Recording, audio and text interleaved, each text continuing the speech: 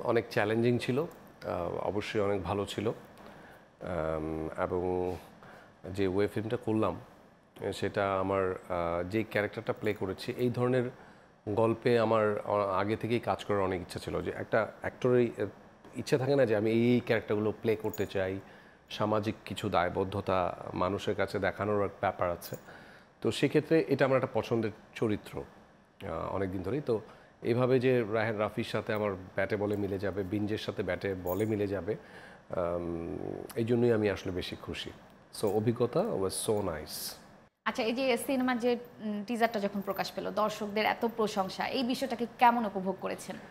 দেখেন, আমি যখন শুটিং করছিলাম মানে আমরা আসলে আমাদের সর্বোচ্চ লেভেলের ডেডিকেশন ছিল এই প্রজেক্টটার জন্য। বেসিক্যালি প্রথমত হচ্ছে আমি যেহেতু বড় পর্দার মানুষ, ওটিটিকে বেস করে কাজ করে এটা আমার জন্য কখনো হয়নি। এটাই প্রথমবার ওটিটি প্ল্যাটফর্মে ওয়েব ফিল্ম। তারপর টিজার যখন প্রকাশ পেল আমার কলিগ থেকে শুরু করে অনেক মানুষ কমেন্টস করছিল যে একটা ঝলক দেখলাম, মনে হচ্ছে বেটার কিছু হবে, ইমনকে চেনা যাচ্ছে না, নতুন ইমনকে পাচ্ছি।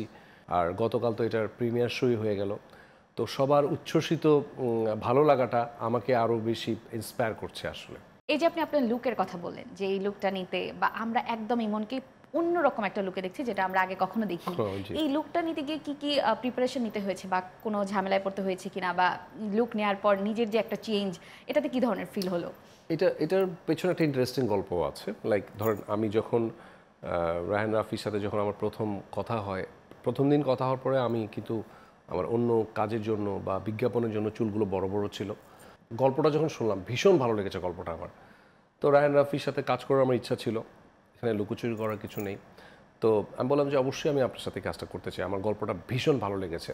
হ্যাঁ, তো উনি বললো যে একটা স্যাক্রিফাইস করতে হবে, তাইলে এই ছবিটা আমি মানে আমরা করতে পারি একসাথে, আদারওয়াইজ তো এটা পসিবল না। বললাম যে কি? বললো যে আপনার তো চুল কেটে ফেলতে হবে। কেটে ফেলতে হবে বলতে যে ছোট চুল, কোনো স্টাইলিশ চুল না, একদম মানে গোবেচারা টাইপের একটা লুকস আনতে হবে আপনাকে। পরে শুটিং করতে এসে বুঝলাম যে এটা আসলে একটা কেমিস্ট্রি দরকার আছে, একজন আর্টিস্ট বা ডিরেক্টর বোঝার শোনার ব্যাপার আছে। উনি আমার অ্যাটিটিউডগুলো দেখছেন, আমি কিভাবে কথা বলি, কিভাবে বসি, কিভাবে খাই, কিভাবে দাই, সব কিছু উনি অবজার্ভ করলেন। এটা আমি পরে বুঝলাম। তারপর যখন চরিত্রে প্রবেশ করতে যাব তখন লুক টেস্ট হয়।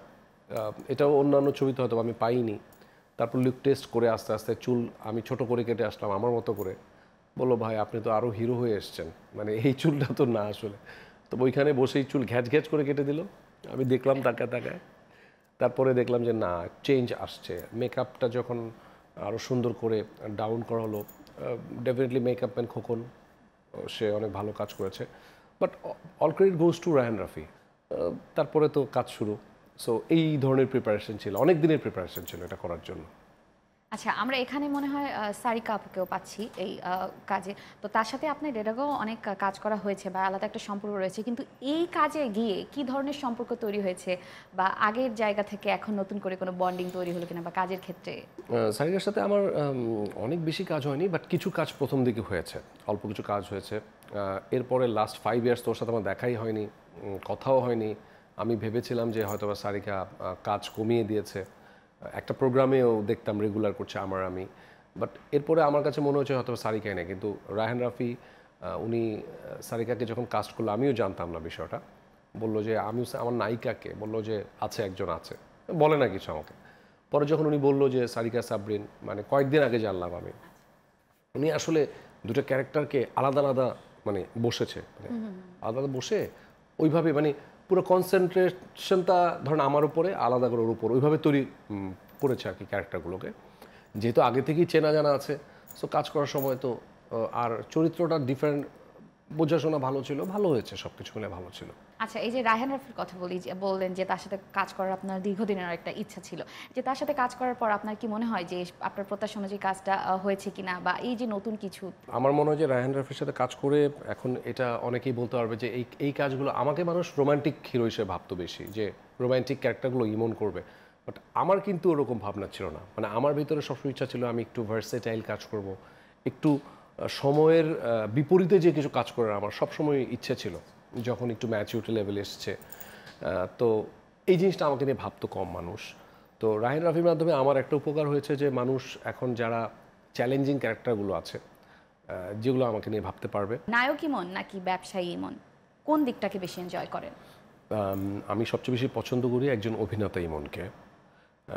এটা হচ্ছে আমার সবচেয়ে দুর্বল জায়গা, কিন্তু আমি আমার অভিনয়ের সাথে কোনো কিছু কম্প্রোমাইজ করতে চাই না। আমার অন্য কিছু চলবে, আর আমার মনে হয় যে একটা মানুষ যদি ব্যালেন্স করতে পারে সে সব জায়গায় ব্যালেন্স করতে পারে। সো আমি ব্যালেন্স করে চলছি।